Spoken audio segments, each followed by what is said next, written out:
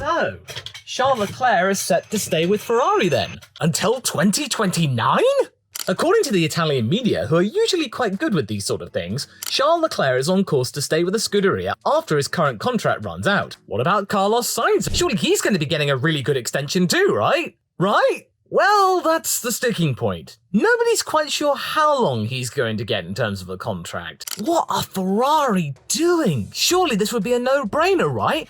Carlos and Charles, one of the best lineups on the grid. The publication La Gazzetta dello Sport has discussed what the future of the Italian team could be, and it seems clear that Charles is set to spend a whole decade in the end with the team, extending his contract to being 1 year more than Max Verstappen's current mega deal with Red Bull, which runs out in 2028. We already thought that was pretty crazy. You would think that Fred Vasseur would be happy with the current lineup they have had for the last 3 seasons. It's actually been one of the most constant and stable parts of the Scuderia if you think about it. Over the last 3 seasons, the team has really been a bit up and down. 2022 looked really good, but then it all fell off towards the end of it when Red Bull got their ducks in a row. And then 2023 looked like it was improving on an operational level. At one point or another, both drivers had a really big brainwave, which was showing that they were able to work somewhat effectively with their respective lots in certain races. Surely you'd keep this lineup because it's a pretty good one. Carlos Sainz has been a very important asset in their battle for second place, as well as making some very important calls that has given them much needed points when things looked really bleak. And their only win this year. What's going on with Carlos then? Is he not getting a contract after 2024?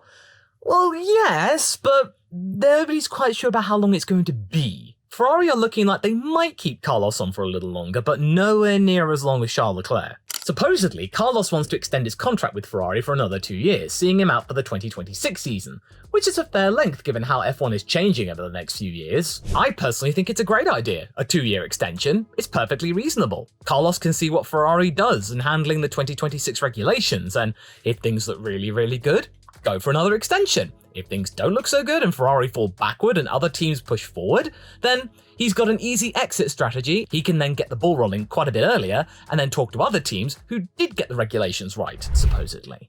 They're looking at potentially a 1-year contract extension. So it's a little bit of a thank you very much, Carlos, for your services, but we don't really feel confident in you that much to give you another long-term deal. So he's there for 2025, and there's a little bit of a tweak to the rules, but for 2026, well, he's going to have to just pick a team out of the air about who might be the best to handle these new regulations, even if he does decide to pick a team. Doing a 1-year contract with a bad team? Ugh. It's just going to make Carlos's career at this point a lot messier than ideal. And can you guess whose contract ends in 2025 as well? Yes, it's Lando Norris, because once again, Lando Norris is the discussion across the entire F1 grid. The entire world of F1 is awaiting Lando's next move with bated breath, as they have done with every single time Lando's contract looks to run out and expire. But then Zach Brown comes in with the pile driver and tells the entire grid, "Back off! This kid's mine!" And he's now doing the same with Oscar, extending his contract to 2026.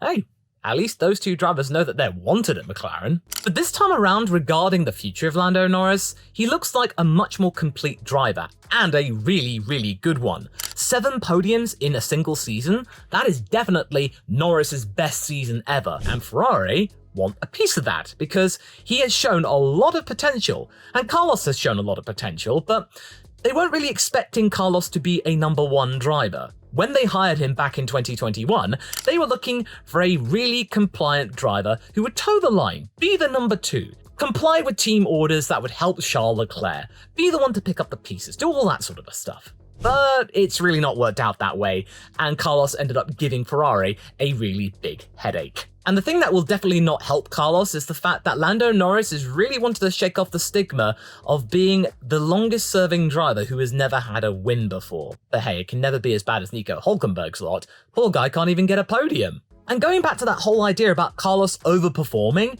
had it not been for that situation in Las Vegas, which could have easily seen Carlos getting a P3, he was on the front row for qualifying, for crying out loud, Carlos would have been in P4 and have outscored Charles Leclerc 2-1. they're keeping their options open, Ferrari. As far as I have seen, Carlos and Charles are probably the most stable driver lineup on the grid, as well as the most similar in terms of overall performance. Not to mention for the fact that I've never really seen them have an argument with one another. They seem to get on really well, which, given the Scuderia, is a pretty big deal. They complement each other really nicely as well. Yes, there is no denial that Charles Leclerc is the much more fascinating talent. He can deliver much more. He has won for the Scuderia far more than Carlos has had. But Charles has the tendency of being a little bit more erratic, a lot more mistakes, not being able to convert things which should be easy positions. And of course, he has had some bad luck with reliability as well. Whereas Carlos, he's been a lot more stable. He's not been getting the mega results. You just feel like he's able to deliver. He acts more like a team leader than Charles does, who tends to capitulate to the Scuderia and goes with their calls and then regrets going with those calls. Whereas Carlos, he's more able and willing to speak his mind. That's the difference between them. But together, they make a good team. I don't think Ferrari were expecting this. This was not supposed to happen in their rulebook, giving them a huge problem, which in 2021, may I add, Carlos's first season with Ferrari, 4 podiums to Charles's singular podium. Whoa. You beat a 4-time world champion in 2 seasons, you beat him so hard, you get him kicked out, and then this guy comes in who hasn't really set the world on fire. He's been a nice stable figure at McLaren, but you think he's going to be your wingman, but no. He ends up outscoring you and getting more podiums. That's surely going to not do much good for Charles's head. And do you want to know another plus that they have going for them, Charles and Carlos? They're relatively cheap. In 2023, Charles and Carlos cost Ferrari, with bonuses included according to Forbes, $33 million. That's not bad for a very big front-running team. That's about 2 Daniel Ricciardo's worth, just under. And it's also cheaper than a singular Fernando Alonso, who, including bonuses for Aston Martin, cost the team $34 million. Ferrari are not going to be having this for much longer because the arrangements for this deal, reported by the Italian media, is that Charles Leclerc from 2025 would be getting a sliding scale sort of pay increase every single year.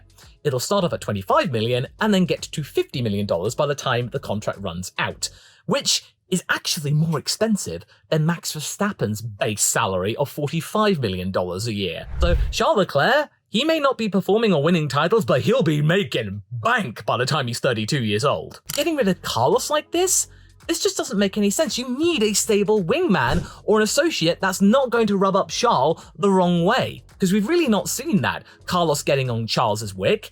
And you just feel like there's a lot of confusion as well with the fact that John Elkann, the CEO of Ferrari, the boss, says that there's no question about their lineup.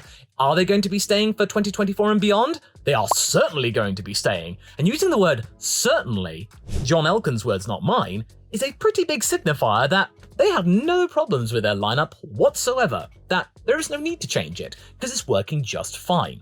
And when you're hearing that from the boss, who I get is somewhat detached from the Scuderia team, which is by design actually, that was one of the things that Enzo Ferrari agreed to back in the day, autonomy from the car company, but it's still a nice little thing to say, yes, we like these drivers. It's still just odd. I know these are all rumors and this could all be completely different. It could be complete and utter bunk, but I don't see this being that false. It somewhat makes sense because Charles Leclerc is adored by Ferrari. They gave him that commitment back in 2019, that 5-year deal. But that younger driver was completely unheard of. His second season of his career, and then boom, he gets that deal. Whoa! And speaking of age, by the time that contract runs up in 2029, Charles Leclerc will be the age of 32. What does he do then?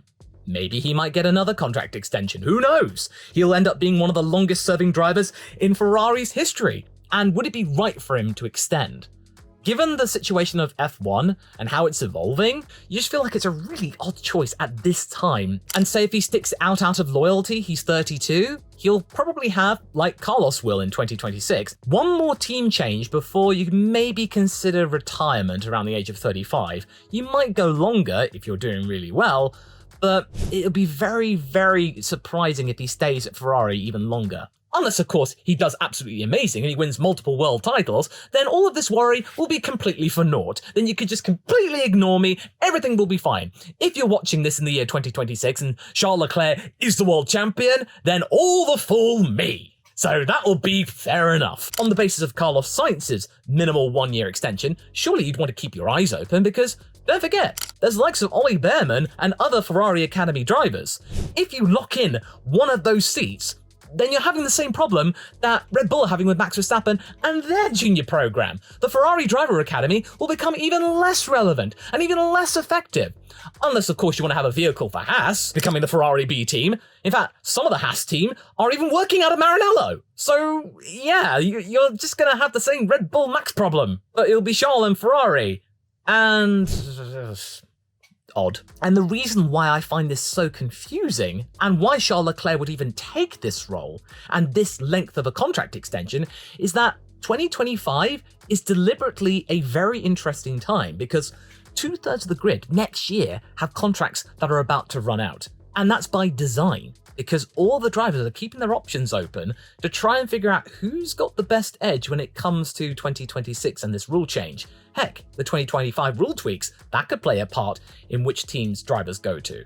And this could be easily the silliest season we have ever sillied. So you might want to stick around, folks, and subscribe to the channel to find out when I put out my 2025 driver predictions, and oh boy, that's going to be a doozy. With the advantage of hindsight, the 5-year contract extension that Charles Leclerc had was a very good idea, because in 2019, Ferrari were the guys who could take the challenge to Mercedes. They were faster than Red Bull. They had a car that could go on to win races quite convincingly. In fact, Charles Leclerc won 2 races that season. It looked really good for him.